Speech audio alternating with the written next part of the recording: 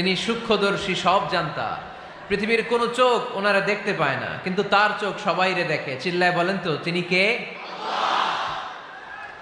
সব তিনি দেখতে পান, সব তিনি শুনতে পান।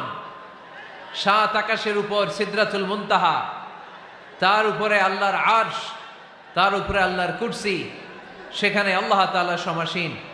এই আরশের উপর থেকে আল্লাহ তাআলা জমিনের অতল গহ্বরে, কোন জঙ্গলে, কোন গুহার ভিতরে কোন পিপিলিকাও যদি হেঁটে যায়, আল্লাহ বলে এত উপর থেকে ওই পিঁপড়ার হেঁটে চলার পায়ের আওয়াজটাও আমি আল্লাহ শুনতে পাই।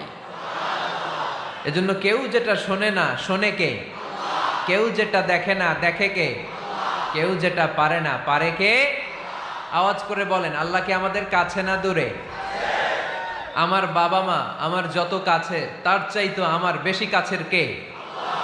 আমার স্ত্রী আমার যত কাছের, তার চাইতো আমার বেশি কাছের কে? আমি আমার যত কাছের, তার চাইতো আমার বেশি কাছের কে? আল্লাহ তাআলা তিনি যে আমাদের কাছের, এটা বোঝানোর জন্য তিনি কোরআনে দুটি শব্দ ব্যবহার করেছেন। আওয়াজ করে বলতে হবে, কটি? দুটি। এক জায়গায় ব্যবহার করেছেন করিব, আরেক জায়গায় ব্যবহার করেছেন আকরাব।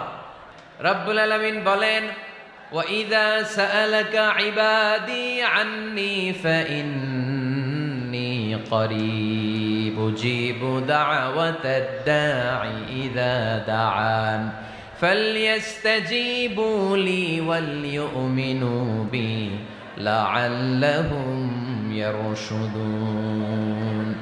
রব্বুল আলামিন বলেন, নবী হে, আমার বান্দারা যখন তোমাকে জিজ্ঞেস করে আমি কোথায়, তুমি বলে দাও ইন্নী করিব, আমি কাছে। আল্লাহু আকবার।